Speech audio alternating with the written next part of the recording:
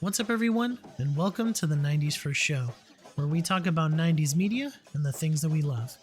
Join Joe, Justin, and myself, Mike, as well as the occasional special guest, as we talk about the movies and shows that we love the most. If you would like to support us, please share, subscribe, and leave a review. Now, enjoy the show. What's up, everybody, and welcome back to the 90s First Show, where we are reviewing the movies and TV shows we've been watching. My name is Mike, and I am with my co-hosts. First, we got Justin. How you doing today, Justin? Hello, I am doing great. I can't wait to finally talk about this movie. I know we just saw it recently, and we've got a lot to say. Yes, definitely a lot to say. And, of course, we have none other friend of the show, Batman connoisseur. It's his favorite fictional character of all time, and I know that for a fact because you said it on a podcast. It's Chris Clow. How you doing, Chris? I'm doing well, Mike. Thanks for having me back. I appreciate it. Anytime. You're always welcome. You're always welcome, man. Part of the family, friend of the show. We love to have you around. So, listeners, we have a jam-packed episode for you. We're going to be reviewing The Batman, hence why we do have Chris on the show. We're really excited for it. So stay tuned for our spoiler-free review, and then we will move into a spoiler-filled review. So if you haven't seen The Batman, I'll give you a warning and a heads up, but a little bit of housekeeping. We do run a video game debate show called Test Your Might as well. So if you're listening to this, go ahead and check out our latest episode. It just released a couple days ago as of this recording, or as of this episode airing, rather. So definitely go check that out. And thank you guys for doing so. If you would like, please leave us a review. We would love to know where we're at, where we're sitting at, how you like the podcast, how you would change it. We're just willing to learn and to grow as a podcasting family here. So, as well as if you're on YouTube, if you're watching us right now, please hit that like button, comment down below what you thought about the episode, and most importantly, subscribe to the channel. We're on the road to 100 subscribers, so we could get that custom YouTube link. All right. A little bit of just like talking about Chris here. If you have not seen our long Halloween episode, we did, me and Chris talked about the recent animated film from last year, the 2-part as well as the comic book version of the long Halloween. Chris, did you have a good time on that episode?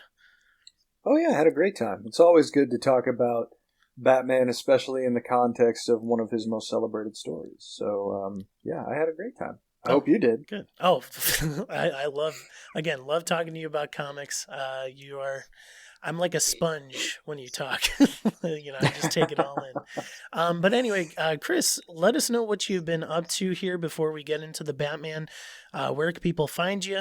What have you been doing recently? Yeah, I mean, a lot of my time is dedicated to my day job. My day job is as a business-to-business reporter, so I have to spend a lot of time writing and podcasting about things that aren't quite as fun as the things that I like to partake in when I'm not working. But so the problem is that at the end of the day, when I spend most of the time writing, the last thing I want to do is write more, even if I have something that I feel like I want to say about something that's coming out, sometimes I just don't have any gas in the tank at the end of the day. Yeah. But I actually did recently start a Substack newsletter that I chose to call Building a Better Nerd. And the reason that I'm calling it that is because I feel like what I try to do for the people who care about what I have to say, at least, is go a little bit deeper and do the homework behind a lot of the fandoms that I do find myself a part of. The first episode that I put out was a review of the Uncharted film. I wrote it right after I watched it in the theater and published it as a Substack podcast episode shortly thereafter. And I've got 3 other episodes planned. One is a review of the Batman, which is forthcoming. And I'm going to probably be releasing that in a few days at the time we're recording this, which is on St. Patrick's Day. And I've also got a belated review of Halo Infinite that will be coming to that. And I'm also going to be performing a review of the very recently released WWE 2K22. Because I'm a longtime pro wrestling fan. I don't really watch the modern product very much on TV now, but whenever a game comes out, I always check it out because I'm a kid who goes back to WCW versus NWO World Tour on the N64. So the new classic. games are a custom creation. Oh yeah, yeah, custom creation, as they really introduced that on the Aki side, at least with WrestleMania 2000. And then, of course, No Mercy just totally changed the game when it comes to what pro wrestling games look like. But the modern games are interesting, too. And because the last one was so poorly received and poorly optimized, they really had to put a lot of new effort into the latest game. Mm-hmm. So it's interesting so far. I'm going to have some fun talking about it. And then I also have the Comic Binge, which is a show that my buddy and I, Paul Herman, co-host on a reasonably regular basis. We did a review of the Batman, and we just talk about a number of different books that we read, whether they're kind of stemming from things that are on screen now or just random books that we enjoy. We did a really fun episode when they released the first image of the Batgirl costume, like picking some of our favorite Batgirl stories, like Year One by Chuck Dixon and a couple of other individual issues. So that probably covers. And then Discovery Debrief, of course, with Cicero Holmes. Yeah. Mm-hmm. The heart and soul of our crew, and I'm sure this one as well. That's just the kind of guy he is. Oh, yeah. And he just had a birthday, so happy birthday, Cicero. But we're doing more regular recordings for Discovery Debrief, and we just recorded one about the first 2 episodes of Star Trek Picard. So a lot of stuff going on. Yeah, sounds like you are a busy man outside of your day job, which is good because your content is fun, and I really enjoy it.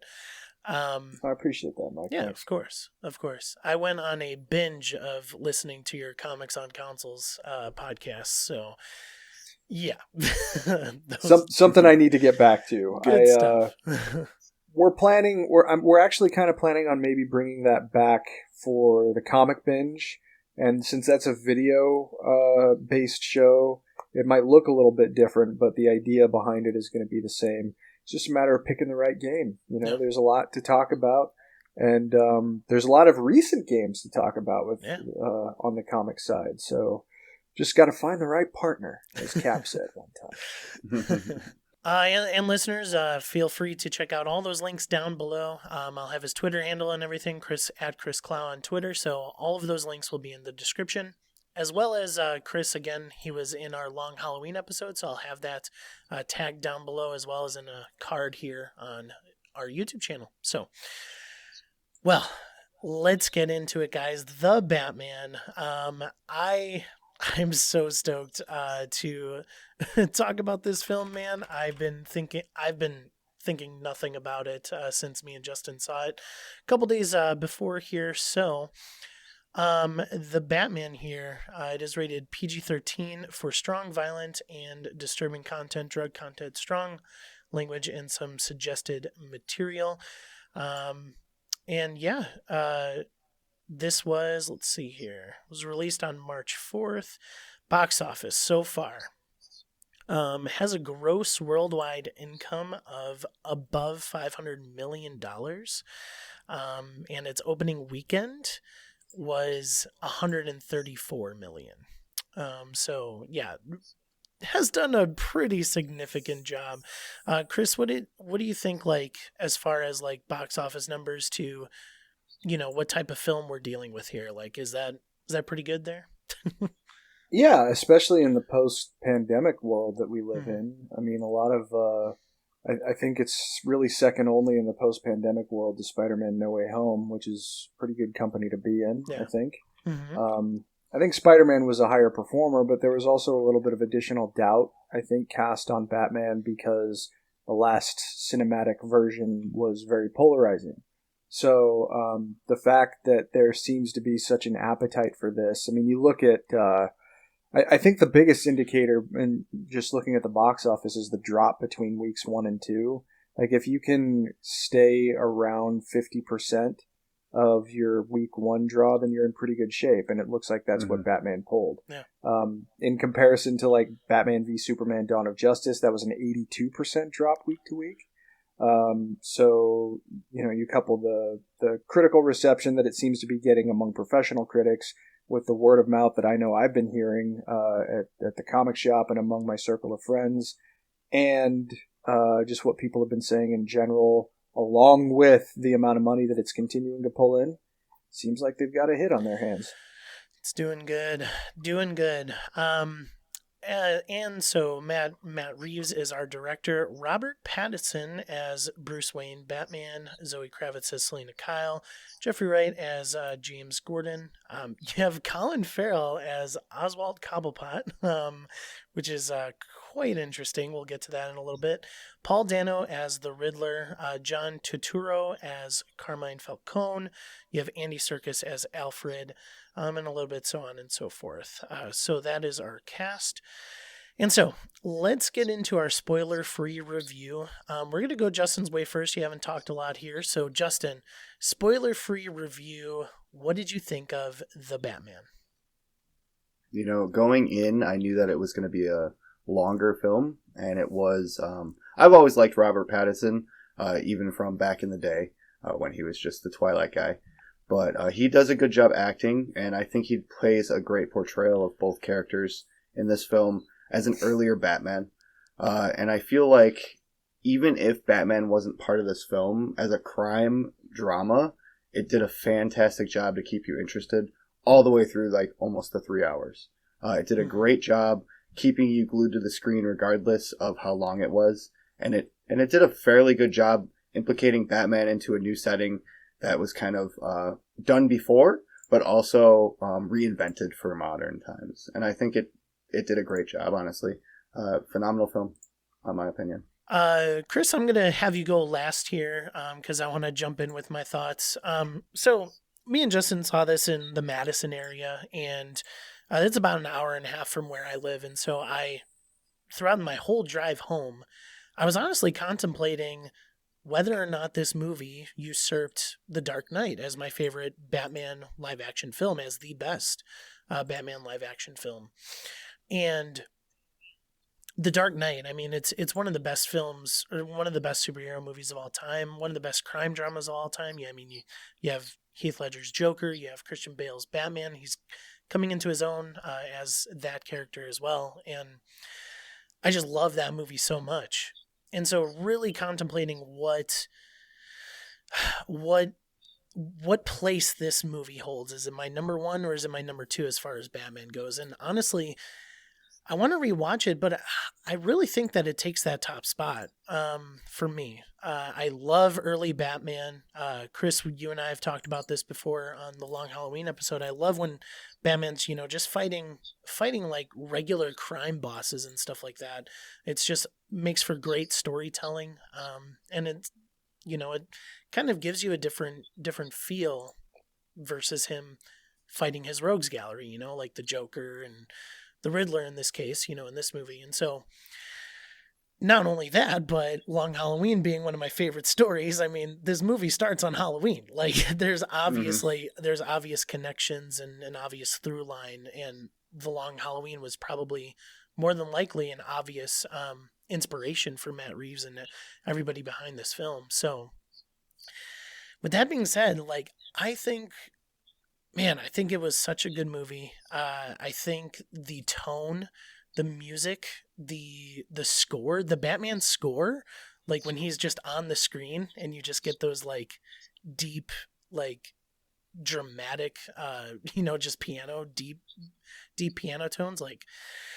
I love this movie. I can't stop thinking about it. I can't wait to watch it again. I'm gonna go over to Chris, who's seen this 3 times. So Chris, let us know what you think.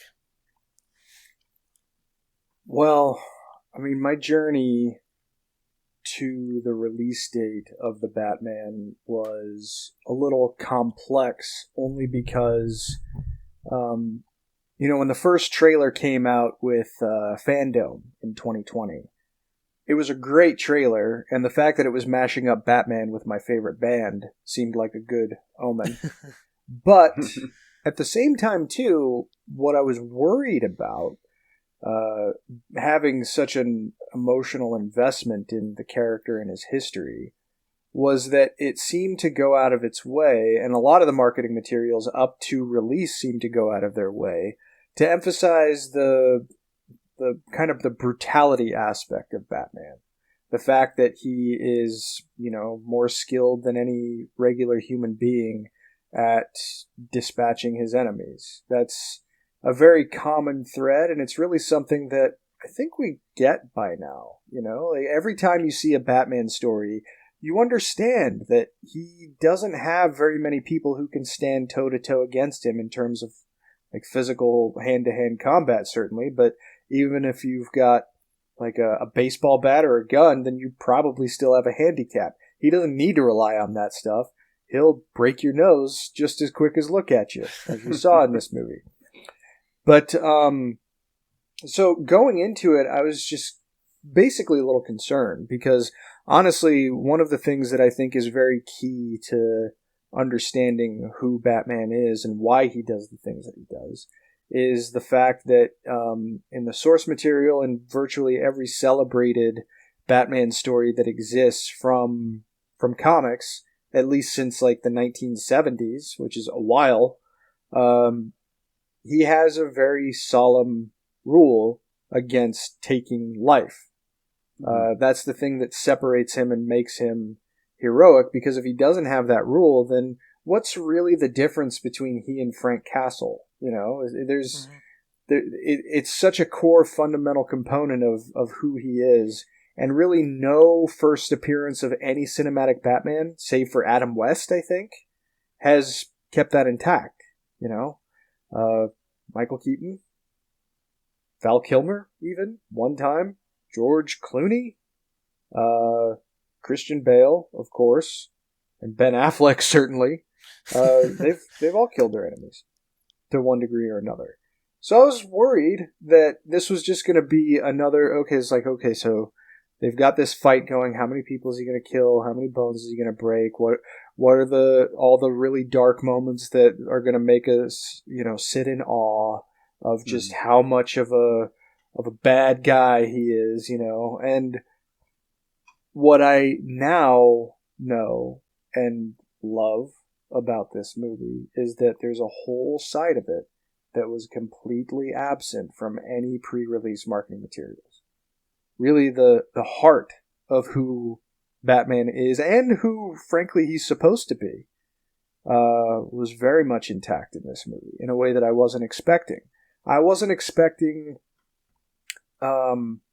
such a potent emotional experience watching the Batman. But that's what it gave me by the time the credits rolled. I'm an emotional guy. When I read comics that have to do with Batman, and if it's a story that really hits on the notes that I treasure about the character, it's not uncommon for the waterworks to start going. That's just how much the character means to me, because there's a very particular thing that you can only get with Batman that I don't think you can get with any other character in fiction, and that is hope from darkness. You don't normally look into the shadows to try and find something to grasp onto and something that can give you hope for tomorrow. Batman can give you that. It's easy for us to, and not, I don't mean to dismiss these characters because they do it very well, but it's one of the reasons I love Superman as much as I do. Captain America certainly counts into the hopeful realm, but they are beacons of light in many respects. And Batman is a figure of darkness. He operates similarly to his enemies in a lot of ways, but he is virtuous and he stands for people. And, the act of being a symbol is kind of a byproduct of the war that he fights, but it's still there. And I was very, very, very pleasantly surprised to see that was probably one of the single biggest emphasis points of the plot of the Batman, was the fact that he is hope from darkness. You see him break noses and arms. You see him do all of the things that you expect Batman to be able to do. But there's a beating heart at the core of the way the character is portrayed here that is virtually absent from any other modern live-action depiction of him that we've seen since 1989. And that is no small feat. And the fact that it does that so well, even in comparison with what has long been the GOAT in the Dark Knight and the Dark Knight trilogy, frankly, it's a natural conversation to have whether or not the Batman might succeed more as being a representative Batman story, even compared to Christopher Nolan's work. Mm-hmm. Well said. Well put. So basically, you liked it. Yeah. I mean, I spent 6 hours of my life over a 24-hour period watching this movie, so that should be an indicator, I think. All right. Well, listeners, that is our spoiler-free review. We are going to get into spoilers. So if you have not seen The Batman, please stop, go watch it, and then you could continue the podcast. Consider this your official spoiler warning. Hey, you. What's that? What are you doing? Who, me? Do you want to be spoiled? No? Well then... Stop it. Get some help. So you don't feel like this guy.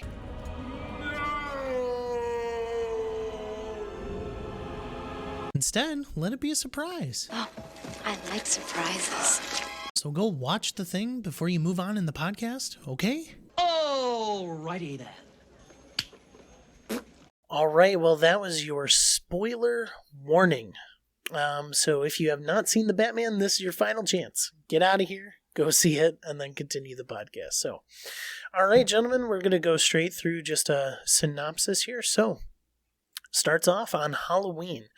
Gotham City Mayor Don Mitchell Jr. is murdered by a serial killer calling himself the Riddler.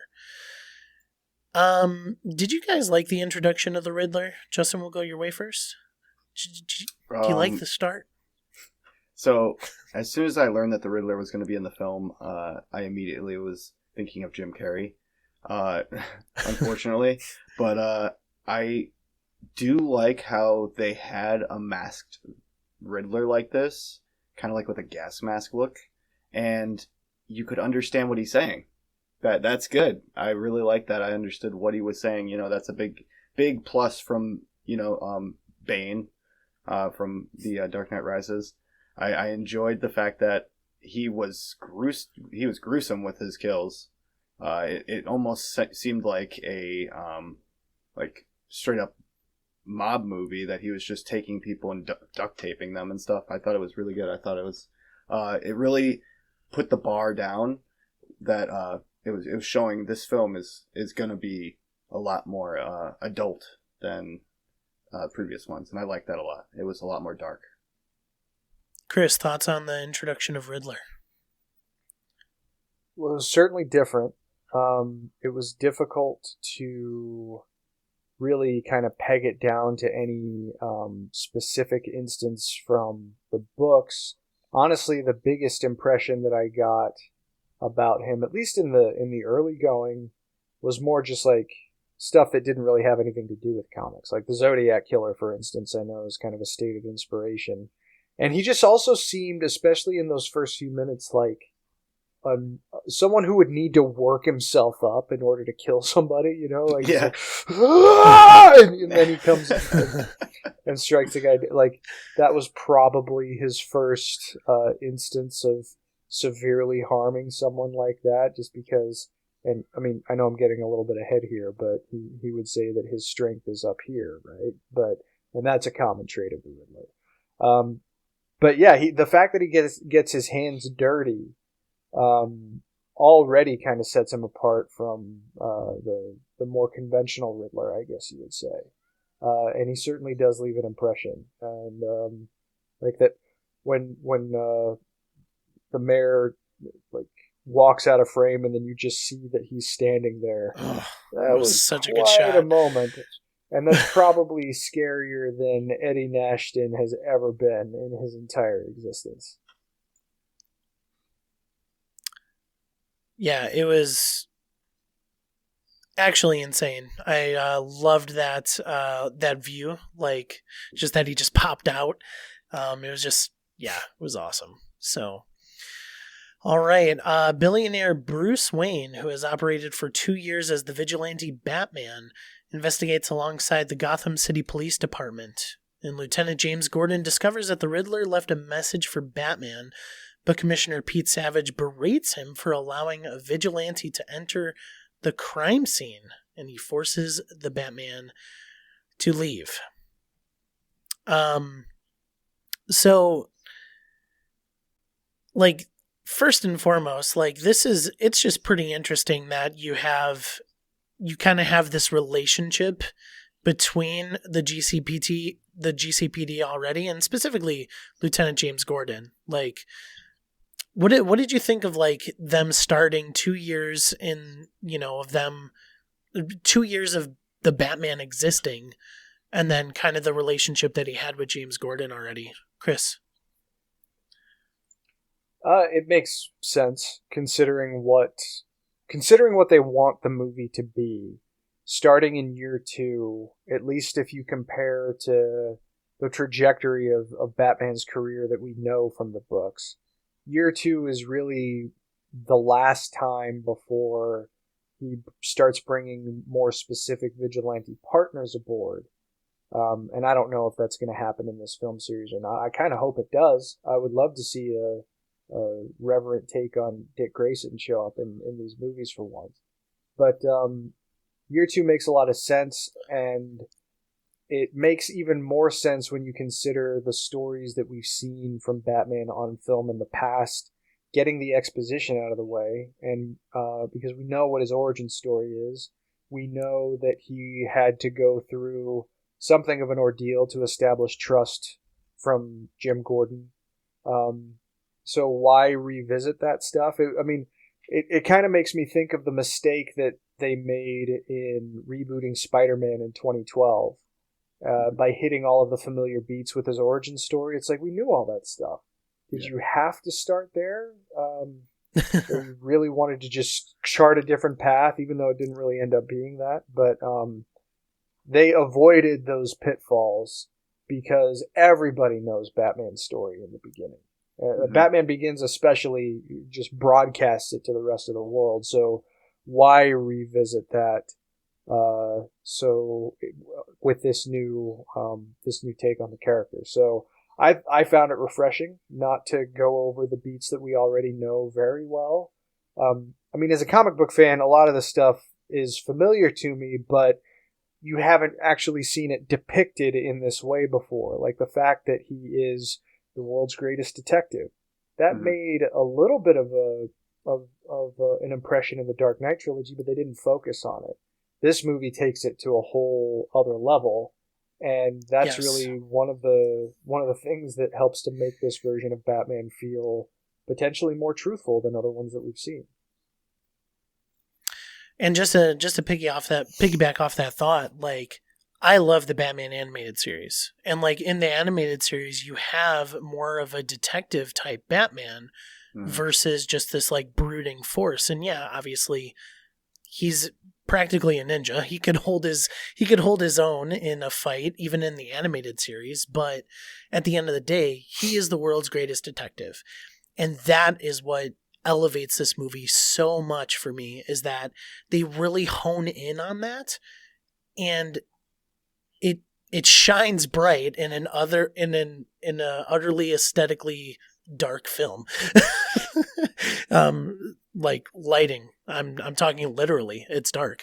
Anyway, Justin, thought about like starting 2 years in the Batman's life and his relationship with James Gordon. I completely agree with Chris. It's something, the backstory of Batman is something we've seen over and over again, and it's not really needed at this point.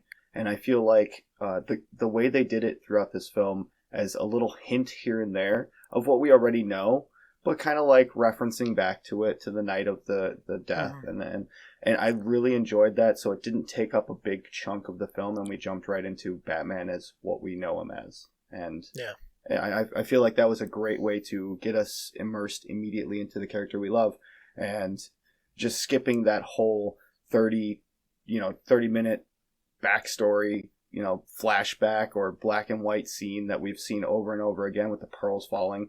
I feel like that was a good choice for the flow of this film, and that's what really elevated it right off the bat.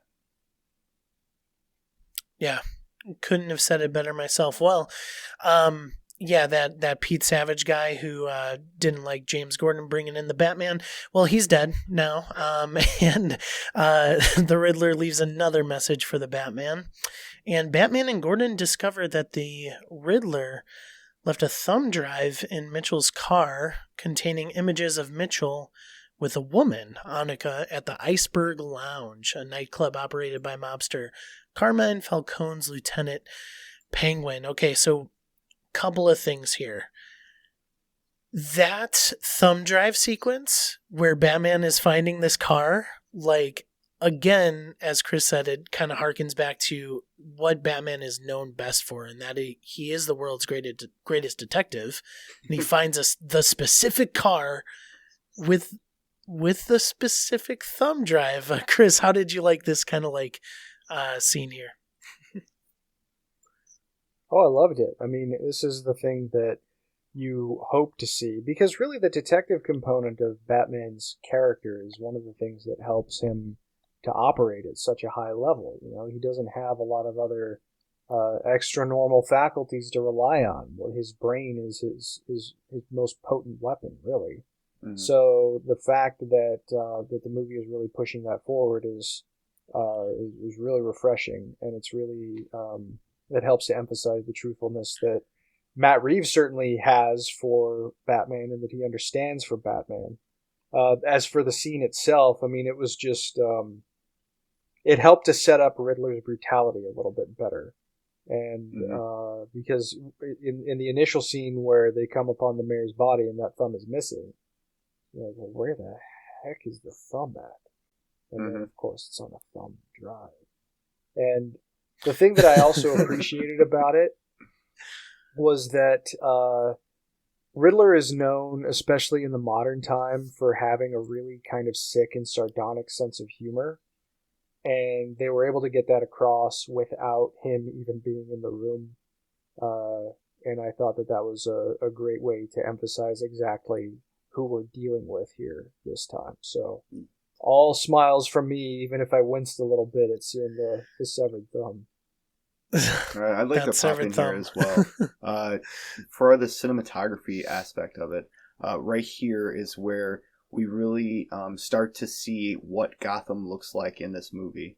And, it opened with a lot of darkness, but it kept going with a lot of rain and darkness. And it really made that Gotham look dark and gritty. And I really enjoy that aspect. Instead of street lights and lamps and, neon signs everywhere, you see under the underpass where the Iceberg Lounge is, and it's dark and gloomy, and there's just a door. It really sets that immersion level of what I enjoy Gotham looking like. That dark city that the Dark Knight is able to watch over. And I enjoy that thoroughly with the cinematography element of it. So that's a really good point, because one of the other things with Gotham that is very much present in the books, especially now, is that it's an old city. Like, it has roots that go back to the 17th century. Like, it's a very, very old American city. And one of those early scenes where you see Bruce driving on his motorcycle, he drives down a cobblestone street, so that already indicates, wow, this is an old place. These really these like Gothic architecture buildings are surrounding the cobblestone street. So those go back quite a ways too.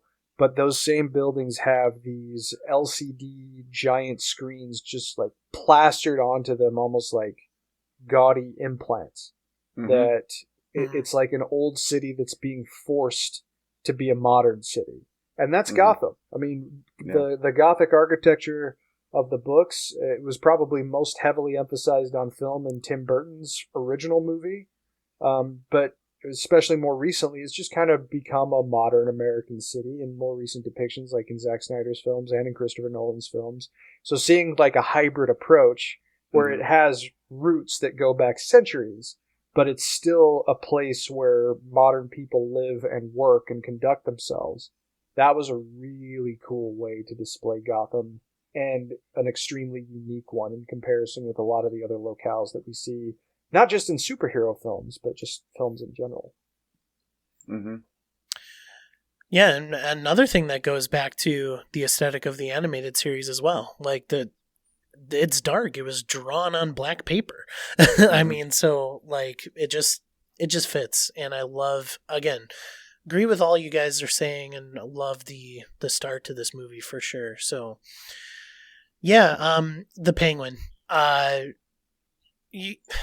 mean, let's give it up to the costume department. Like, are you kidding me? That ladies and gentlemen listening to this, if you did not know, that is Colin Farrell. Yes. Like Bullseye from Daredevil.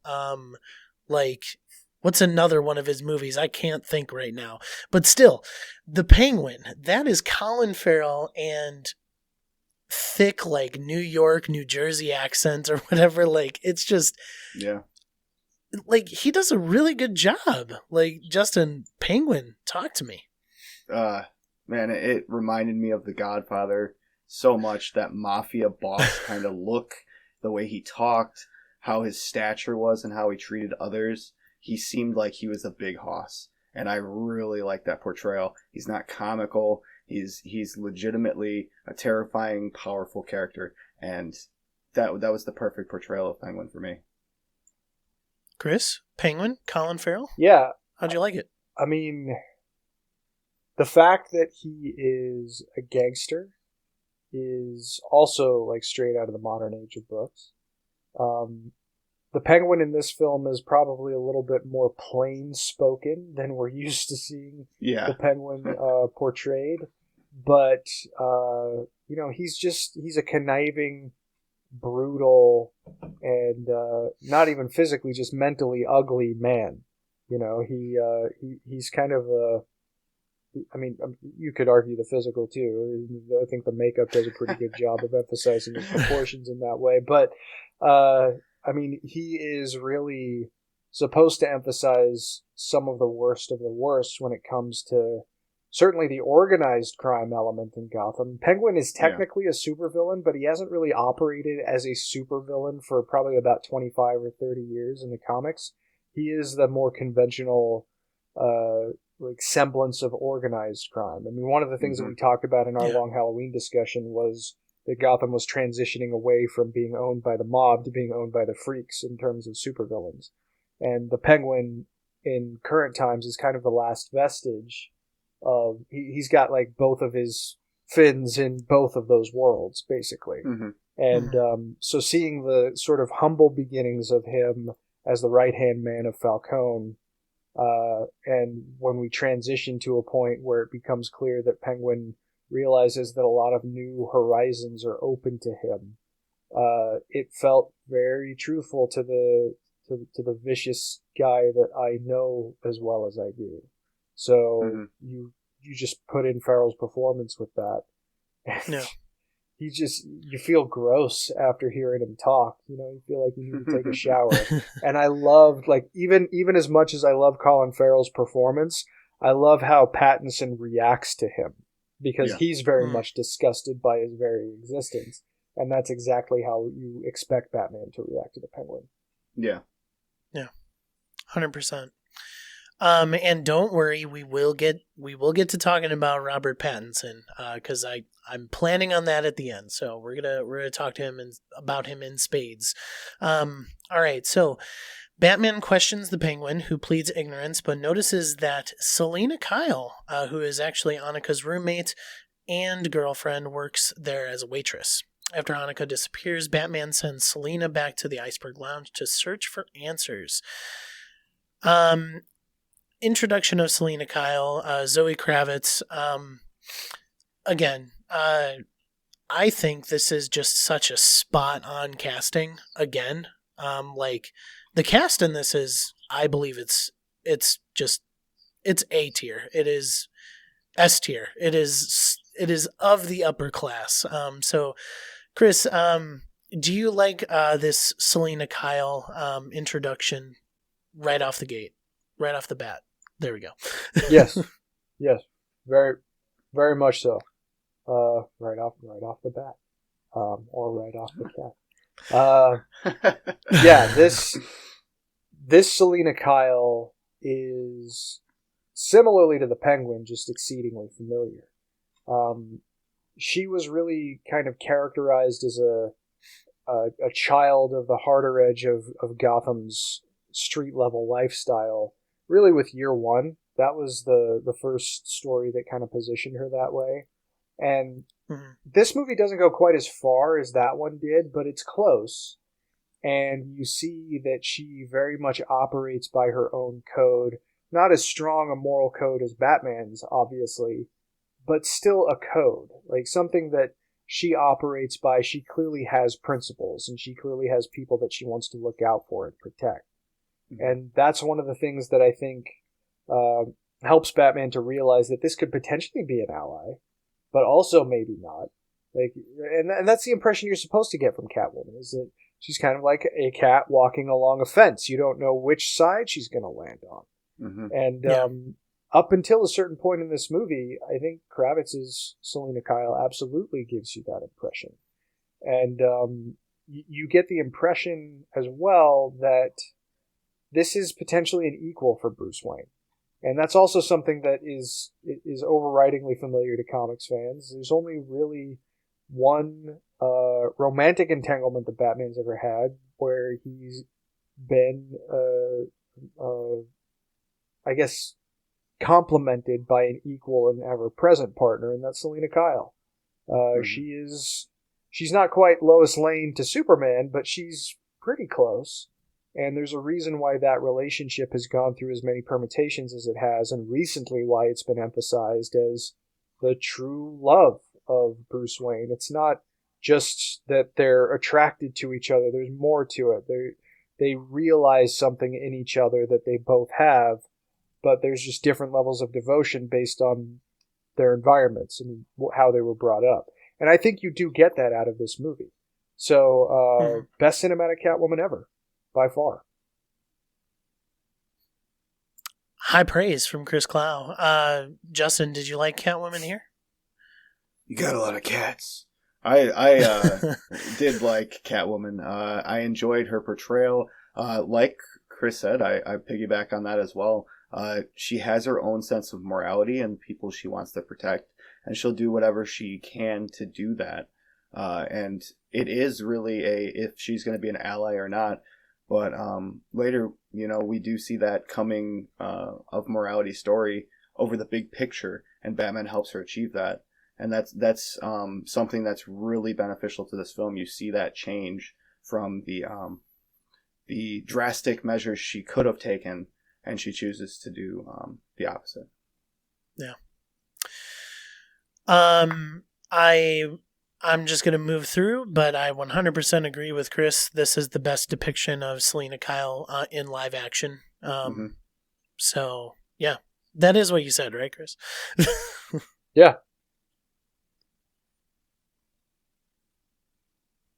Cool. All right. So through Selena, Batman discovers that Savage was on Falcone's payroll as his district attorney, Jill Coulson. Selena shuts off communication when Batman presses her about her relationship with Falcone. And so kind of get to that in a little bit here because that's kind of a touchy subject. Anyway, the Riddler abducts Coulson, straps a timed collar bomb to his neck, and sends him to interrupt Mitchell's funeral. Mm-hmm. This was wild, man. So Batman does eventually arrive, and you kind of get this like pretty brutal and just like emotionally high scene of Batman trying to save this person's life. Justin, thoughts? When you see the headlights coming towards that funeral scene, and then you see the people jumping out of the way and chairs getting hit by a car driving through a funeral. And then a dude gets out with a bomb strapped to his neck. At that point, it's Bruce Wayne there. And then Bruce Wayne exits, and then out comes Batman out of the shadows, like usual. Mm-hmm. And cops are watching it happen, and they're like, what is he doing? He's going to get himself killed. He's trying to approach the guy with the bomb on his neck. And it really, again, it just sets that tone of this guy is insane, and he's not playing games. In a way, he's playing with riddles, but he's not playing games with people's lives. He's trying to get a point across that he's been working on for a very long time inside of his sick mind. And it's done very well. Visually, you feel for the characters as it's happening, and you see the expression. Everyone's acting is so well done in this scene to make it seem real. And the events that take place could change a lot. And that's what is going to happen. Chris, thoughts on this funeral scene?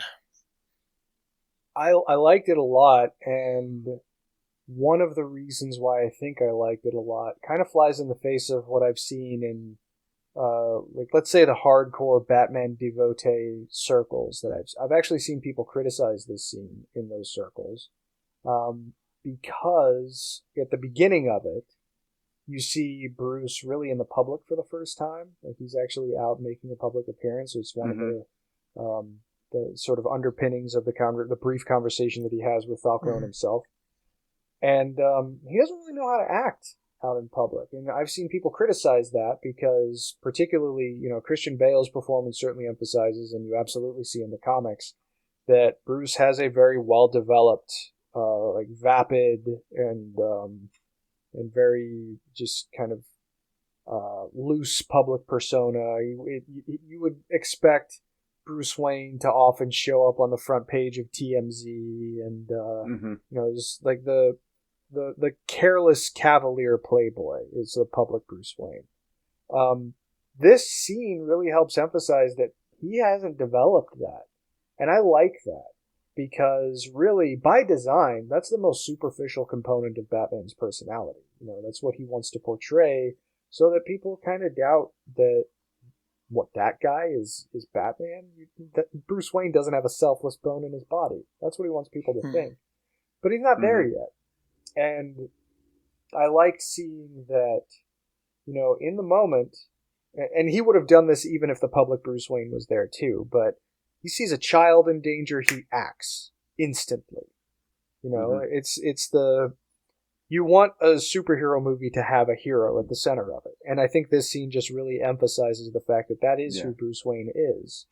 Even if the one traditional Batman component of this movie that's missing is the public Bruce Wayne, I'm okay with that, because seeing him develop that later might be part of the fun.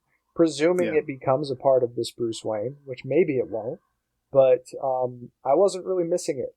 There was more depth to it, and I appreciated that, and this scene really helps to emphasize it. And then when Batman does show up, and he actually does have to deal with the bomb, and he's trying to talk Coulson into giving up the information that will save his life, he's rather surprised by the fact that he's willing to die to keep this secret safe. And obviously he finds that frustrating, but it also causes him to turn his attention to the institutions that Coulson himself is a part of. So the city naturally becomes more suspect, except for the people that he knows are above reproach. And that basically at this point is just Jim Gordon. I haven't seen hide nor hair of Harvey Dent in this world yet, even though that'll create problems later. But it was really cool to see the there's very little dichotomy between this Bruce Wayne and Batman, at least at this point. But that's okay, because what they emphasize in this scene has been a little less present in previous movies than I would like. So seeing this scene make up for that is totally fine with me. Yeah, and just the one thing that you just emphasized there, Chris, is that he is so willing to be that, opposite of his title, but that white knight, really. He wants to be that person that is willing to sacrifice himself for the people of Gotham. And it's just crazy that you kind of get him face to face with a bomb around this guy's neck, and he doesn't care. He's willing to find whatever it takes and figure out whatever it takes to get rid of not only the corruption in this city that he does love, but ultimately the Riddler in this case as well. So yeah, I love the scene. It was extremely powerful. He warned us. He said, "I don't care what happens to me." Yeah. And coming from anybody else, it might be that might seem like an empty statement, but not from him.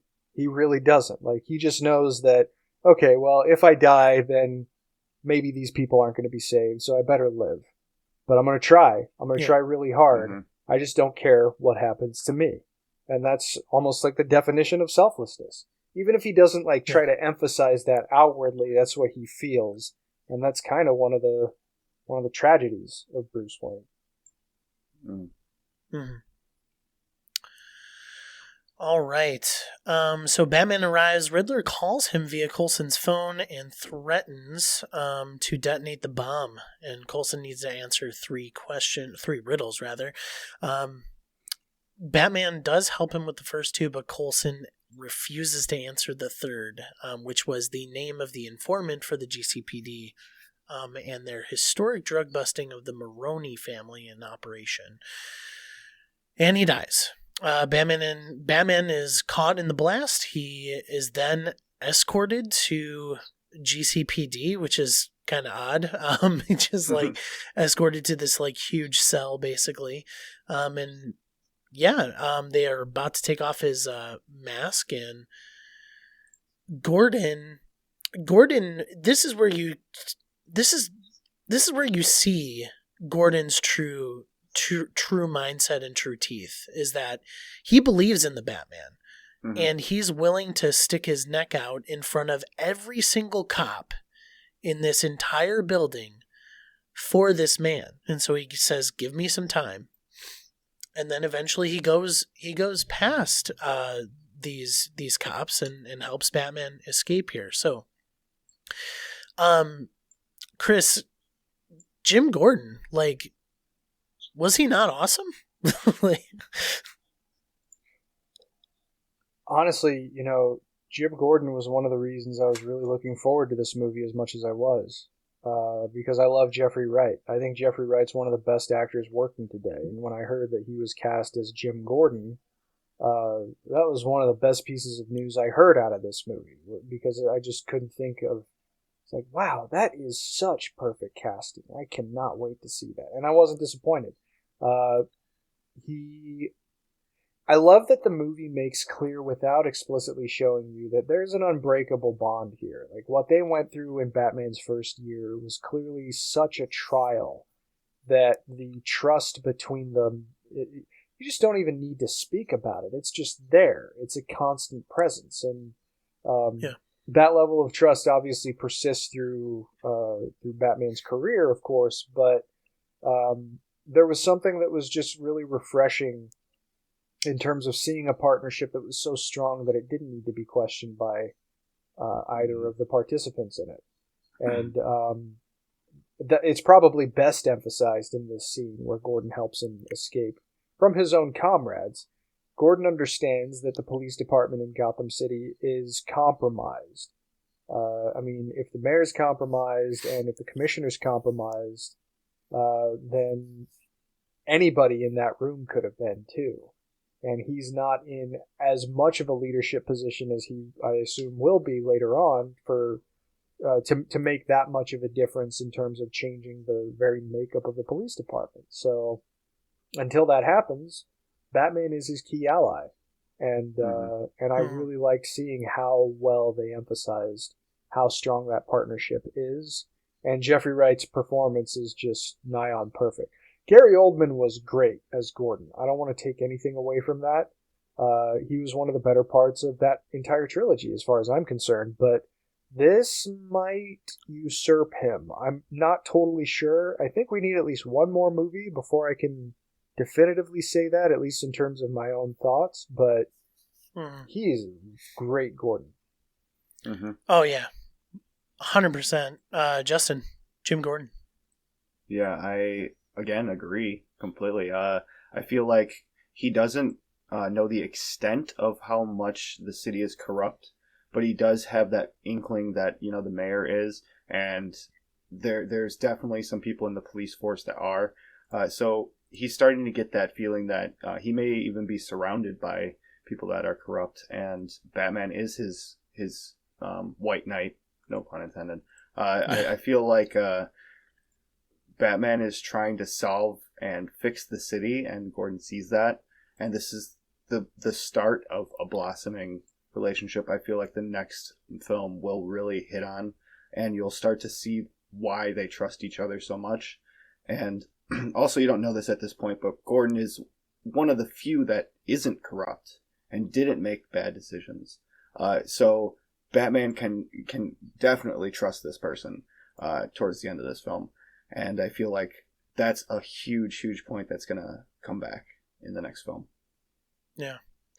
It's one of those things where I think this movie really exemplifies, like, even though Batman's a vigilante, but, like, their relationship and how kind of above reproach they each see each other. They see, like, Batman sees Jim Gordon as, like, the best. And it is 100% reciprocated. And, Jim Gordon in this movie had some small doubts about Batman, but I don't think he ever wavered completely where he wasn't going to trust him with his next step in the movie. And again, casting is phenomenal. Jeffrey Wright is fantastic as James Gordon. And like you said, Chris, like, Gary Oldman was very amazing in the Dark Knight trilogy as well. But I don't know. I might even call it now. I know, Chris, you said you might need another movie, but I might even call it now that he's the best Gordon in live action movies. So, so Batman and Gordon deduce that the informant may be the Penguin and track him to a drug dealer. They discover that Maroni's operation never actually ended, and many GCPD officers are actually involved. Selena Kyle shows up on the scene, actually steals some money, and the Batman flees. Selena actually does see that Annika is dead and is a corpse in the car. And Batman captures the Penguin, but learns that he is not the informant. Now, guys, this is where that absolute BA Batmobile is shown, and oh my goodness, like, Chris, talk to me about the Batmobile. Was this not awesome? It made me think of, I think it might have been the novelization of No Man's Land by Greg Rucka, which was a story about Gotham basically being destroyed by a giant earthquake. There was a passage in there where they described Batman's plane as just like a bat out of hell that you hear before you see. And I couldn't help but think of the same thing when Penguin is clearly, like, his fear is becoming very highly amplified with each second that's going by. Every moment that you hear the roar of that car's engine, it sounds like it's a beast that is coming to bite his head off, because it is. And seeing just the sound design for the car is spectacular.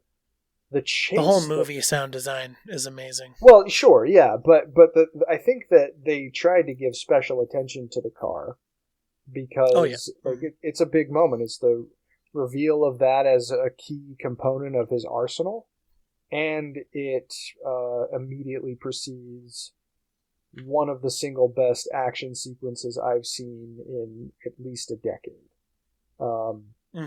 The theater does the Batmobile chase an extraordinary service, watching it in particularly a premium theater. I've seen the movie, of the 3 times I've seen it, 2 times were in premium settings. One was Dolby Cinema, one was an IMAX, and then I saw it in a standard theater. And man, that Dolby Atmos does a ton of favors for this chase and for that engine. I mean, you feel when he revs it, you feel it rumbling in your seats, and the chase itself was extremely well choreographed. I mean, it seems like there's so much chaos that would be quite a task to try and figure out how exactly to photograph it. It's raining. There's so many different light sources that are competing for your attention. And of course, there's the giant 1,000-pound cars that are zigzagging across a freeway with such kinetic franticness that it's difficult to think about how you would photograph it, but you never lose track of what's going on. This is so impeccably well photographed, and it's just an emotional watching experience. Just because, at least in my case anyway, you get into what's going on. You see Penguin trying to do everything that he can to stifle Batman, and he just keeps coming. And like I said before at the beginning of the discussion, we already know that Batman is really capable, and that's already been very well emphasized in these other movies. But when it comes to the car, it hasn't quite been emphasized like this. Like, we've seen other Batmobile chases, but in Batman Begins, he's running away. In Batman v Superman, he's using the front-mounted machine guns to shred cars that have people in them.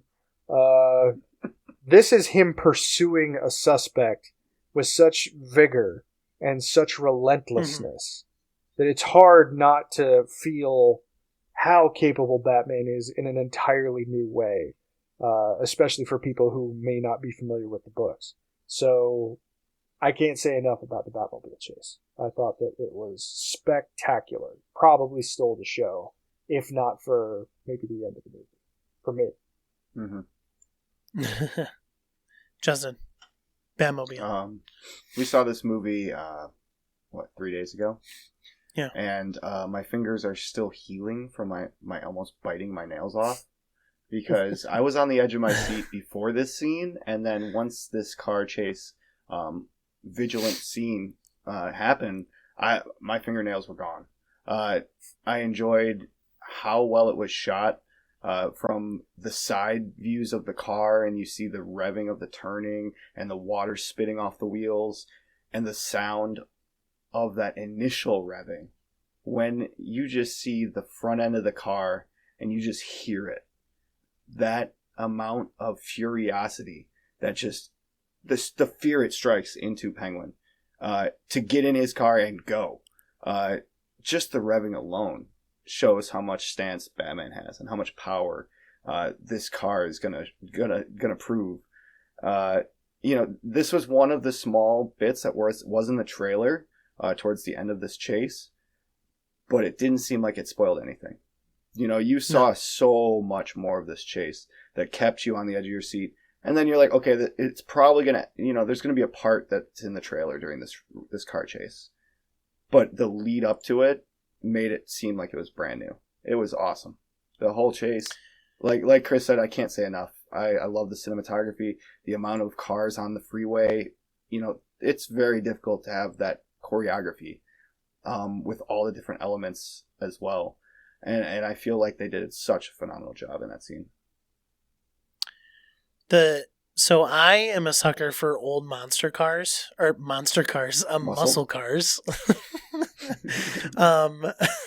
And this Batmobile might actually be my favorite of all time, because Really? It just hits on so many notes for me. Like you guys have said, the sound design of the Batmobile is second to none in any Batman media. And I loved this scene as well. I could not agree more with you guys. So, all right. You're making me think we should do a tier list for Batmobiles next. We or might Bat have vehicles to. in general. We might have to.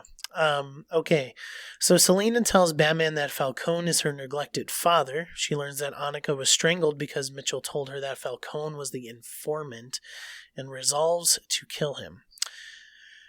Batman and Gordon arrive at the Iceberg Lounge in time to stop her. Batman physically prevents Selina from killing Falcone, explaining that she shouldn't allow Falcone to destroy her future through murdering him and facing prison. This is where, Batman's one rule kind of comes into play. Mm-hmm. Let's talk about Falcone really quick, and I'm going to start us off because Falcone is actually the only casting and the only, character that took me out of the movie a little bit, and I don't think it's necessarily fair, but it was because of John Turturro specifically, because him, even though I think he did a good job as Falcone, it's hard not to see him as that quirky guy in the Transformers series. And he just doesn't fit this crime boss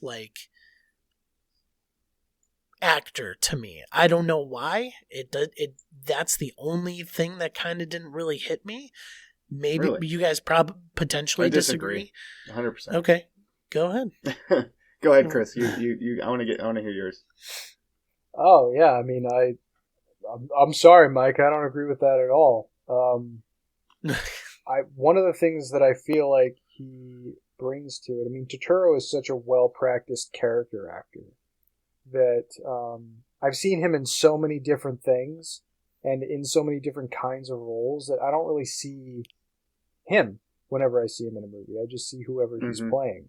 And I was reading a couple of interviews with him recently where he talked about even the glasses that he chose to wear in the Batman were specifically designed because when he was younger and he would watch the trials of mafiosos in New York City, they would all wear those glasses to try and throw off whoever was cross-examining them. So the dedication certainly seemed there, but there was also a coldness and a calculating nature to him that seemed very familiar to me when it comes to Falcone of the books. Tom Wilkinson, who played Falcone in Batman Begins, was fine. It was cool seeing Falcone in a movie. We had never seen that character adapted in live action before. But that was an instance where he felt more cartoony to me. He was very outgoing and almost reveling in everything that was happening around him. And the thing that I found refreshing about Turturro's Falcone is that he was so reserved.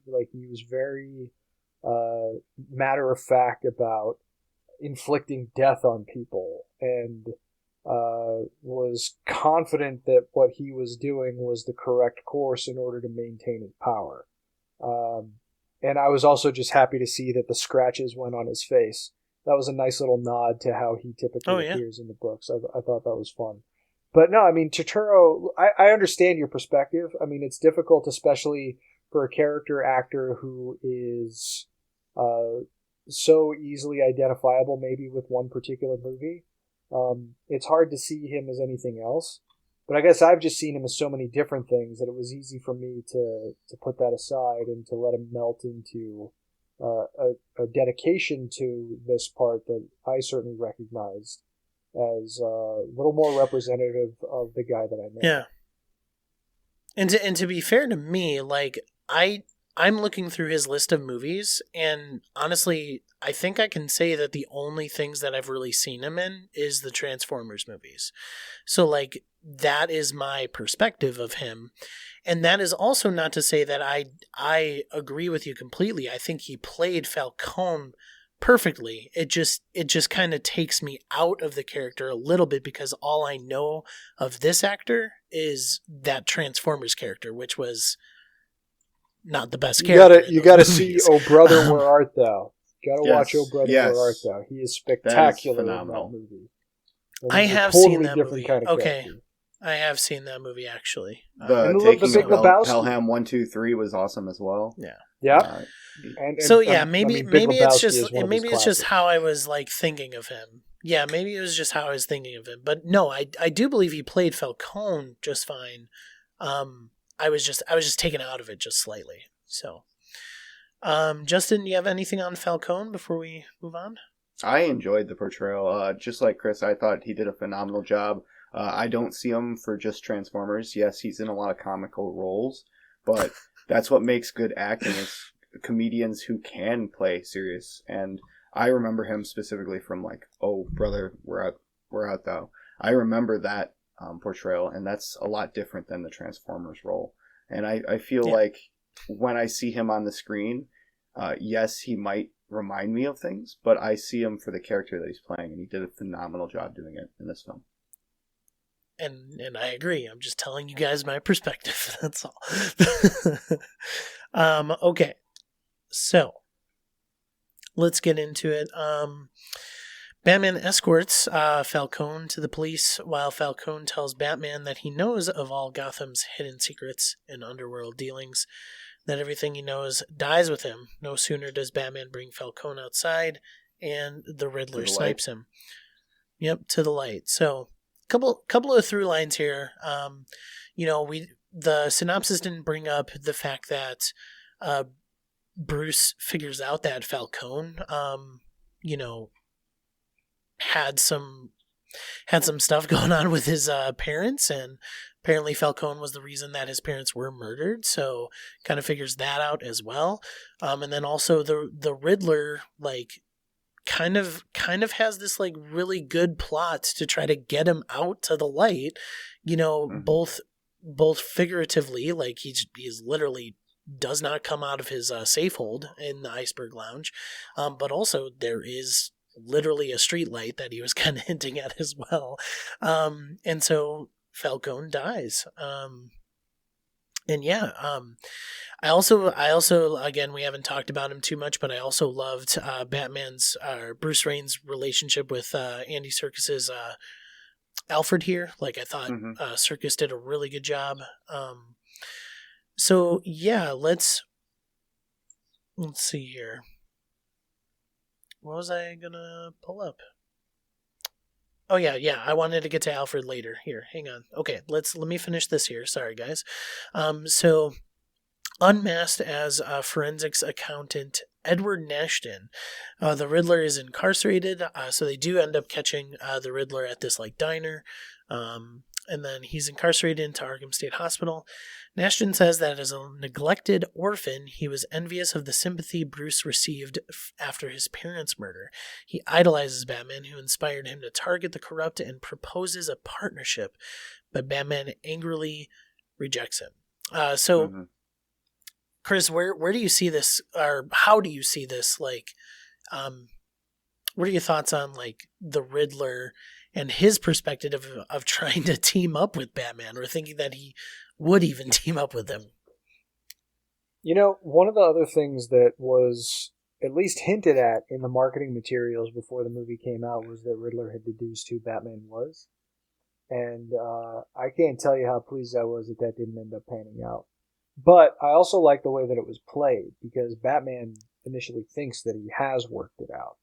And it's funny how his countenance just totally changes when it becomes clear that Riddler doesn't know who he is. He's very cautious at first, before he realizes, oh, he hasn't made me. And then he's a little bit more open with letting his anger flow. But unlike, the Joker in that interrogation room in The Dark Knight, Batman can't get his hands on him this time. But Riddler's perception of Batman, it kind of falls in line a little bit with the way that we saw Riddler decide what he was going to do with himself in Arkham Origins. It's not quite the same, but there is at least a little bit of commonality in the sense that Riddler's exacerbated by the idea that Batman doesn't condone what he's doing. And obviously this Riddler by Paul Dano takes things in a decidedly more extreme direction in terms of how he reacts and responds to realizing that he doesn't have Batman's blessing. But also, too, just the scene as it pertains to Batman himself, and I know that we're going to talk about Robert Pattinson more specifically a little bit later, but in this scene, one of the things that I really appreciated about it is that over the course of the whole movie, his composure is very, very difficult to break.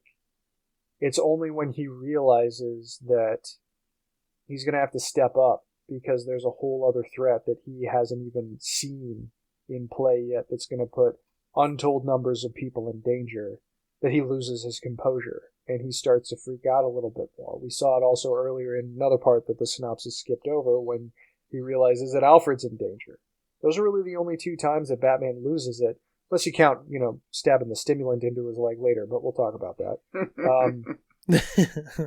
But that was like a pharmacological thing as opposed to just something that presented itself in the moment, right? So I love what it says about Batman a little more than I love what it says about the Riddler, but that doesn't take away from what Riddler brings to the table here, because this is really the moment in the movie that helps to emphasize that in the best of scenarios, Batman fights his war on three fronts.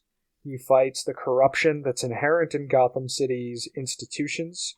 He has to fight organized crime that's always going to clash with people's well-being in order to make more money, and these existential threats from supervillains. And this is the scene when the existential threat from the supervillain really comes into the fold. And how do you even begin to fight this war on all of these fronts, especially if you're doing it alone?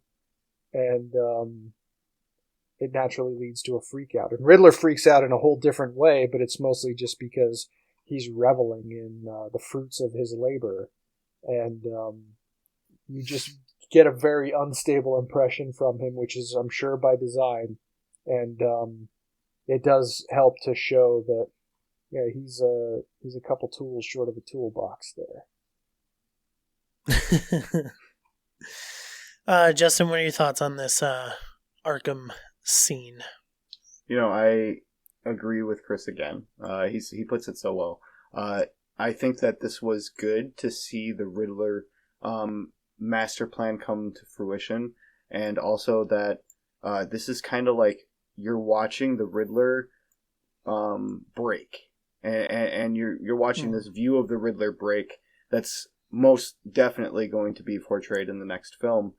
So it was an easy way to watch how the Riddler had this formula throughout this entire film, and we thought of him as kind of like a genius with his plot, and he's thought everything through to break and then go completely insane and off the rails, which I'm sure, like I said, will be in that next film. Yeah. And sorry, the synopsis did not skip the Alfred stuff. I accidentally skipped it, so that's my fault. Anyway, so kind of what Chris hinted at, Bruce Wayne was going to be the next target for Riddler, and Alfred ended up opening the package with the bomb. Alfred goes to the hospital. Alfred basically admits that, he's Bruce Wayne's father, basically, that type of thing. And then Falcone is, Falcone is known to be the killer of Thomas and Martha. Well, not the killer, but had him done. Anyway, that's a quick, rough sketch of what happened there. There was a lot more drama than what I just said. Anyway. So angered at being rejected by his idol, Nashton begins ranting, to which Batman realizes that Nashton still has something planned, which, Justin, you just foreshadowed there. Basically, he has bombs surrounding the city to basically flood it from the waters. Batman does realize his plot a little bit too late. He does go and search his apartment again, and a cop helps him with a carpet cutting tool, which, apparently Batman automatically thought to use and uncover the carpet for his next plot. So that's kind of what happens there. Another clue to the master plan. Cuts the rug, and there's a plan to actually assassinate Bella Real, who is the newest mayor-elect. So, guys, what did you think about, Chris, we'll go your way first. What did you think about, Riddler's, usage of, social media and getting a following here to kind of help his plan out? It was disturbing because it was familiar. And I think that's really the best way to characterize it. This is the way that extremists operate, is they find a close-knit community of like-minded people to share aberrant ideas, and in some cases, as we saw like at the beginning of last year, those people have the will to act on those aberrant influences and impulses. So when you ramp that up to the capabilities and the desire of a supervillain, naturally that's going to lead to a very disturbing outcome. And it seemed to me to be a very potent comment on the way that modern extremism operates, and just how twisted some of these communities can become. Obviously, the vast majority of social online communities don't come anywhere close to this, or to any of the terrible things that we've even seen in the real world, but there are those that do exist that traffic in joy when it comes to the idea of making their enemies pay. And this was certainly an example of that. Using the Riddler as the vehicle to put that forward, it makes a lot of sense. And but yeah, it wasn't without its disturbing quality to it, because it did make it feel, even considering the heightened circumstances of the plot of the movie, it did make it feel a little more real, and that's kind of uncomfortable. Yeah. 100%. Justin, anything else to add? You know, when Batman typed on the computer and got this video feed to show up, my immediate instinct is to read everything on the screen as quickly as possible, just like when his journal was shown. And I just started reading the comments on the right side and reading down and seeing the in-depth qualities that the cinematography went to make this a real thing. And the times lined up, you know, the posts lined up, the names, everything that was in there was going to be foreshadowing what was coming. And, you know, it just made you feel like they went through that extra little bit of detail. You know, we talk about Rockstar Games doing this in GTA. We talk about how games do that, and they go to the smallest detail to make you immersed in that story, and they went that extra mile. And that's what makes great cinematography and great plot, to immerse you, just those small details. And that's just like something that's on the screen for 2 minutes, but they went that extra mile during those two. Yeah, and I mean, just to take a second too, just like Paul Dano's portrayal of the Riddler, I mean, man, it was brilliant. And you see that within this like kind of final scene where you get him and his like in his mask and like in his role. And man, he just knocks it out of the park. It's I don't know if I would go as far as saying like it's on the level of Heath Ledger, but it is very, very good in the portrayal of one of my favorite Batman villains. Sorry. So anyway, the bomb does destroy the breakwaters around Gotham to flood the city, and a shelter is actually designed in Gotham Square Garden. Little on the nose there. Batman. Anyway, where Nashin's followers non-fatally shoot Rio, but are stopped by Batman and Selina. And Batman and Selina battle the cult atop of the rafters. And you guys, I loved Batman's entrance here. Like just the bombs kind of like breaking the glass roof, and then him jumping in. Like that was a Batman scene if I've ever seen one. Chris, it looks like you got some stuff on this final act. Oh yeah, I mean, it's hard to contain any excitement that I have in a well-constructed scene that has Batman crashing through a skylight, and the volume was dialed up to 11 with this one. No, I mean, this was also the key moment, too, where it emphasized that he has to bowl these people over, but he's not going to go as far as killing them. And yes, I thought that was very, very well emphasized. I mean, if you ever played a stealth game, it's easy to beat a level if you just kill everybody, right? It's a lot harder to beat a stealth game if you do it without wanting to kill anybody. That's how Batman operates. He doesn't do things the easy way. He knows that it's going to make it harder, but that's how committed he is and how principled he is. And the fact that the movie was able to emphasize that in a satisfying way, even though all these guys are trying to kill him, he's going to make them feel it in the morning. He might even put a few of them in traction, but at least they'll be breathing.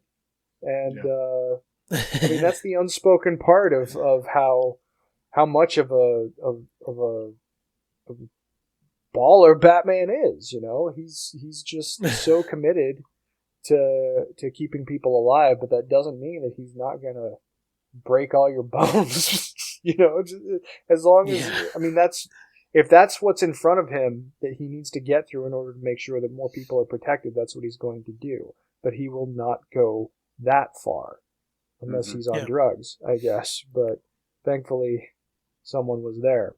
But no, this moment, I thought it was great. Not only is it just a great classically Batman action scene, but it also emphasizes, if you do look a little bit deeper at how committed the movie is to portraying a vision of Batman as he often is in the comics. And as a comic book guy, I appreciated that. Exactly. Justin, thoughts on this final act here? You know, once you see Batman enter the scene, there's a lot of guns involved, and he does not have any guns. And he just walks through guys left and right, switching sides of this catwalk, and just stringing them up like lights, but not killing anyone. And I feel like this really, like Chris said, that portrays the Batman we want to see. The Batman that doesn't kill, that has the code, and that wants to save the city properly. And he's definitely hurting some of these people, but he never breaks that rule. And that's what matters to me. Yeah, and it also goes to show, too, that you can talk in your Reddit threads all you want to about wanting to hurt your enemies. Talk in your little goofy psycho Reddit threads like Riddler had. It's not going to help you against the most skilled human being on the planet. So,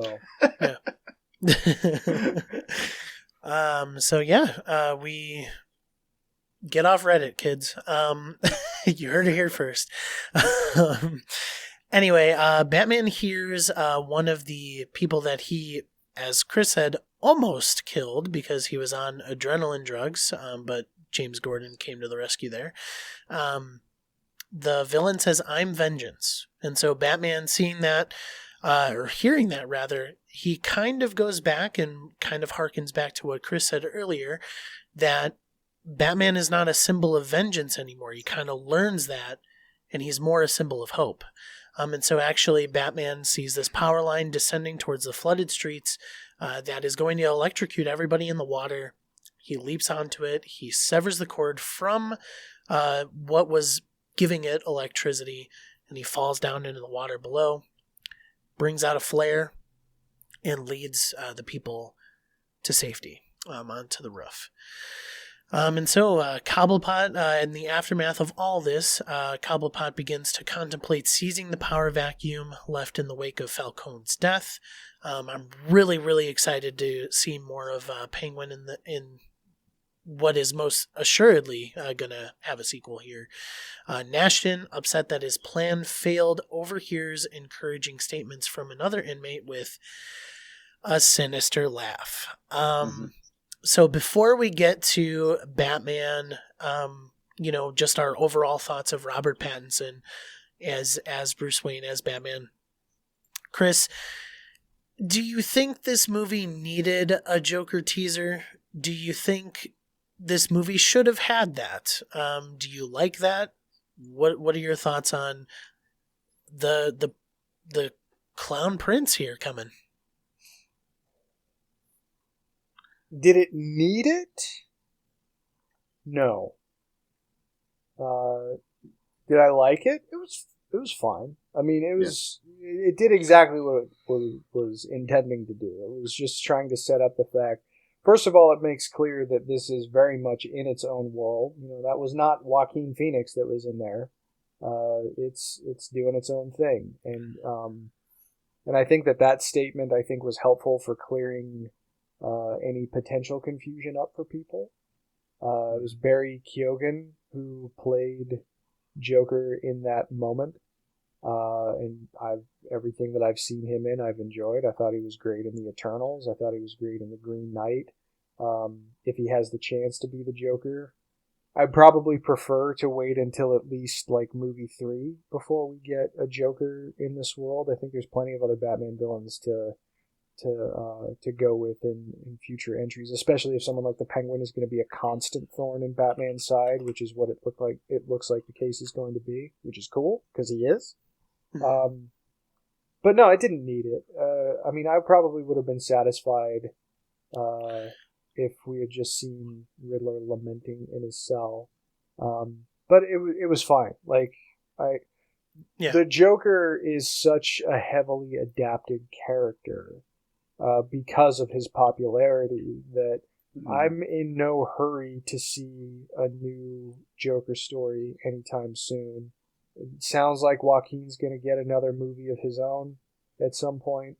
The character is also, very, very prevalent in animated adaptations, and we've seen him a fair amount in the movies over the years, especially relatively recently. So this is the 4th version of the Joker that we've had since 2008. That's a lot in live action alone.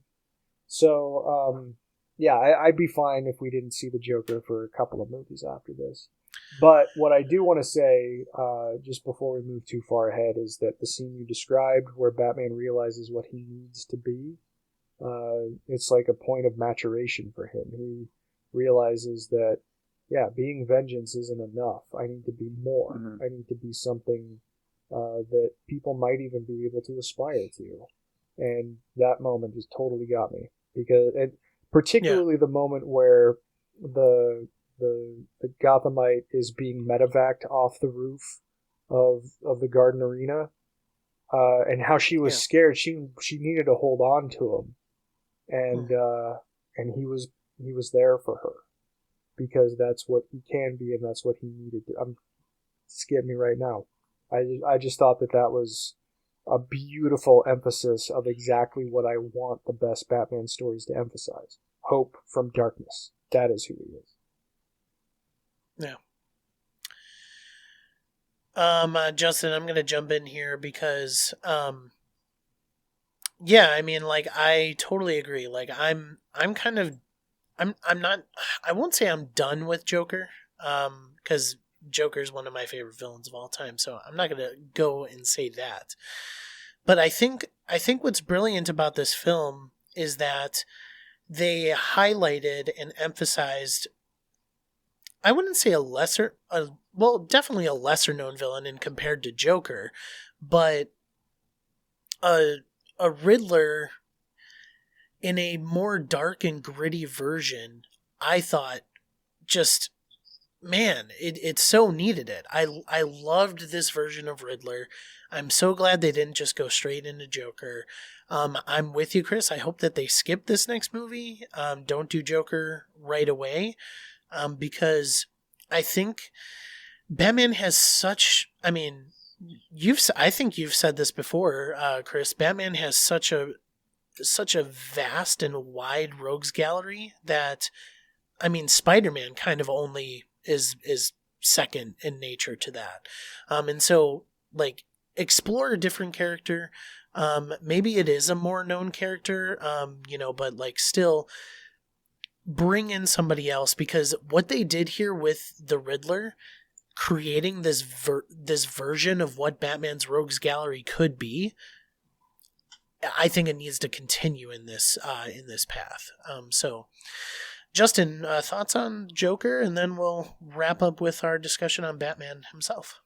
Well, I know in the theater when Batman said, "I need to be a symbol of hope in the darkness," I looked at you and because I am a Superman fan. I like Superman better than Batman. So I was like, okay, they're bringing him to Superman's level finally. And I enjoy that. I really do. I like the fact that he can play the hope in the dark when Superman is the hope in the light. I really like that a lot. It's the other side of the spectrum. In regards to this Joker, it wasn't needed, but it was a good way to show the Riddler is coming back in the future. I don't agree if they bring him back in the next film. I think that story plot-wise, it should go on to another character or two for villains in this next one, and then maybe break out all the villains in the third for a finale storyline. That sounds like something that could, the Joker and Riddler could form a plan together and then work as a bigger plot with higher stakes at that point. But I think that like you said, there's a plethora of villains that could be brought up to the level like they did with Riddler in this. Bring Poison Ivy back. That would make fans happy. Bring Mr. Freeze back and portray him better. Get it in here properly. Way better, please. Way better, yes. I think that they could do any of those. Even Bane. Bane is done a lot like the Joker, but I think if they were to bring him properly, I think they could do a good job. And he works good with other villains as a team, so more than one bad guy in the next film, sure. And just have the Riddler and the Joker in... Oh, go ahead. I was just going to... Just to jump in, there was a very, very direct reference in this movie to Hush. Okay. And wouldn't be outside the realm of possibility either. I'm sorry, I didn't mean to interrupt you. No, you're good. Hush is great. Yeah, I definitely enjoy...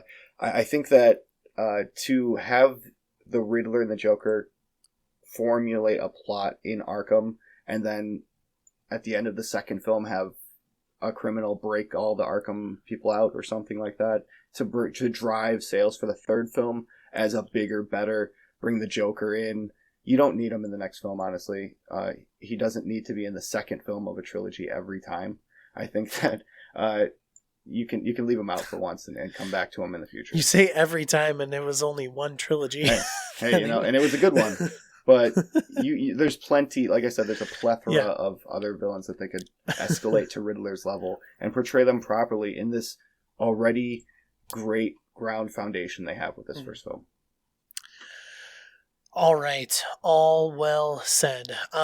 Let's get to Batman. Let's talk about Robert Pattinson. Where does he stack up with all of the people who have portrayed Batman before and Bruce Wayne? How did you like Robert Pattinson? Pattinson. Robert Pattinson. Oh man, it's hard to know where to start. We've talked about the detective element. We've talked about the general mystery that kind of encompasses this Batman's first year, and how the movie doesn't skimp at all on emphasizing just how much skill that Batman has, both in instilling fear and in just dispatching his enemies with brutal force. This is a story about discovery. This is a story about learning what more is required for a place as broken as Gotham. And really a maturation, a movie for Batman to grow up and realize that he's not meant to just be a scary monster who lurks in the dark. He is that for people who should be afraid of him. But for the people who shouldn't be afraid of him, he is something significantly more. And I was so pleased to see that was a core idea that was emphasized in this movie, and that's due in no small part to Pattinson's performance. I honestly wasn't sure what to make of his casting. I don't think I'm ever really part of that sect of fandom that has immediately inflamed passions one way or the other when a casting announcement is made. Like when Ben Affleck was announced, for instance, I saw it. I was like, oh, okay, yeah, I could totally see him. Especially if this is like an older Batman, I can see how he would be good. And he was good. It was the material that was the problem, but he was good. When it comes to Pattinson's announcement, I was a little dismayed that we weren't going to be able to get an Affleck solo film, but in terms of like judgment on him, I didn't have any. I thought that there was certainly potential because he's got a bit of a brooding look about him. So if they're going to go in the direction, this also goes into what I was feeling about the marketing for the movie. It's like, well, your marketing is around the image of this performer. He has kind of a dark presence about him if he wants to emphasize it. And the fact that we got so much more than that is due in no small part to his acumen as a performer. I really appreciated that. I had heard them say that there's a Kurt Cobain influence on this Bruce Wayne, and I didn't really understand what that meant until I saw the movie. I mean, I don't know if you guys have seen a lot of interviews with Cobain, but he does speak very much the way that Pattinson has fashioned his own voice. And he's just very reserved, except for some certain instances where he's not, like when he's performing as Batman. So this was a very delightfully layered performance. It wasn't just trying to emphasize that there's one overriding aspect of his personality. No, he's a multi-dimensional, complex human being. When Catwoman said, "Are you just hideously scarred under there?" And he goes, "Yeah." And he's right, just not in the way that she thinks. How he comes to terms with that is a core component of what this movie tries to emphasize about who Batman is and why he is one of the single greatest inventions that fiction has ever wrought. And Pattinson is doing it justice. I am thrilled at how well he did. This is the right guy for the job in portraying this Batman. Can't wait to see what's next. Justin, Robert Pattinson. Hey, be nice. I've always been a team Edward. I don't really. When I heard he was going to be Batman, I don't knock it because I've seen him act serious. I've seen him act angry. I judge it based on the character they portray. So as soon as I got in the movie, that's when the real judgment started. I am so glad that I am not the only one that noticed something in the way playing. Kurt Cobain music as an intro and an outro to this movie. The only song on the soundtrack did it justice. It was a great transitional song that really portrayed the character of Batman and the emotions he was dealing with throughout this film. I feel like as Batman, Robert was able to really show his colors and fight and be angry and vocal, and he was able to be out in public. And then almost the exact opposite when he was playing Bruce. He was kind of like a recluse, and he was good with Alfred within closed doors, but out in public he was kind of like, I don't know where I'm at. This is a new element for me, and I enjoyed that. This was an early Batman, and he did a phenomenal job, like Chris said, to set up what's coming. And I can't wait to see Pattinson do it again, and hopefully, you'll see that coming of his character as Bruce alone and being more vocal in public as he develops into this path. I think it's good. Yeah, I will echo a lot of those things that you guys said. One of the things that was really, really striking with his portrayal is just he was so good at the mystery of Bruce Wayne. And just like in these early years, you just kind of like you don't really know where Bruce Wayne's head is at. He's trying to figure out where Bruce Wayne fits with ultimately what he believes he is, and that's Batman. Like he in a sense, he doesn't believe he's Bruce Wayne. He is Batman. And so I loved when he was Bruce Wayne, this just like mystery, and like the way that he portrayed that mystery was flawless to me, and I loved him as Batman. Like he showed you every single spectrum of emotion that you needed the character to have. Even in his playful love towards Selena Kyle, like he loves Selena Kyle, and he just met her, and it's just like that thing where this like playful side that he had, like you said, Chris, like, yeah, I do have scars, and like, yeah, he's hiding those scars not only behind a mask but within his own heart, because obviously he's Bruce Wayne, and again, that harkens back to exactly what you said at the beginning here of our podcast, that they didn't have to go into the backstory of Bruce Wayne because it was clearly evident how hurt this person was, how hurt Bruce Wayne was, and how he wore his heart on his sleeve in both the times that he was Bruce Wayne and obviously when he was in the cowl. So, I mean, I think this is one of the best portrayals of Batman we have ever seen. I'm even talking voice acting as well with Kevin Conroy. Like, I love Kevin Conroy.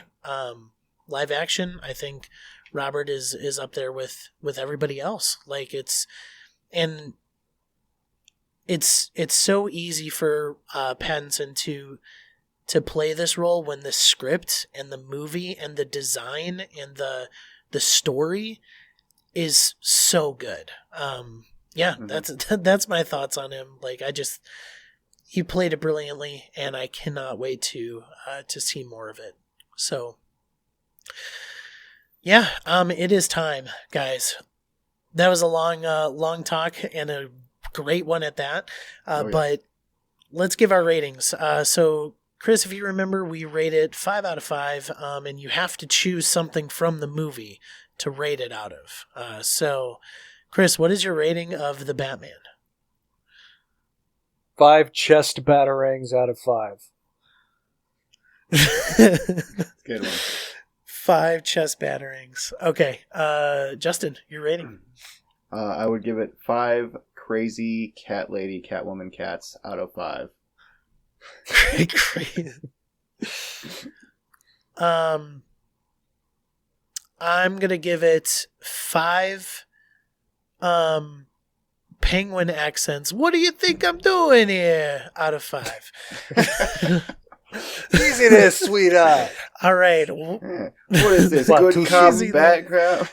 What is this? Good cop, bat, crazy cop? Yeah, that's the PG version. Yeah, there you go. Yeah, that was the PG. I was like, I don't want to say it. Never mind. Anyway, so guys, this has been our Batman review. Thank you for listening. It was a long one, but there was so much to talk about. We loved it. As you heard, all of us 5 out of 5. So definitely go check out The Batman. Hopefully you are going to check it out for the second time after listening to this and hearing my voice now. But definitely check it out. If you guys aren't willing to go to the theaters, I do believe they have a plan to bring it to HBO Max 45 days after release. Don't quote me on that, but I believe that's the plan, what Warner Brothers is doing with those films now in 2022. But yeah, definitely check out The Batman. Amazing, amazing stuff. So, Chris, where can we find you? Just really quick, once again, give a quick final plug for our listeners. Yeah, on Twitter at Chris Clow, ChrisClow, and you can check out my exceedingly long review of this movie very soon on my Substack, which is chrisclow.substack.com. You can sign up there for Building a Better Nerd and seeing all the other stuff that I've got coming down the pike there, and Discovery Debrief with Cicero. It's a joy to be able to talk about new Star Trek with him. They just announced the casting of James T. Kirk for Season 2 of Star Trek Strange New Worlds. We're going to have to get together to talk about that pretty soon. That's a pretty big deal. Oh, wow. Well, awesome. And Justin, you can find at rubberduck_2500 on Twitter. Me at StayAtHomeGamer with the O in home is a 0. Please follow us, as well as follow the 90s First on all social media platforms. And especially if you're watching us on YouTube, make sure to hit that subscribe button. We really appreciate it. Well, for Mike, for Chris, for Justin, this has been the Batman Review. We hope that you enjoyed it, and we'll see you guys later. Bye. Bye. You have a lot of cats. You got a lot of cats.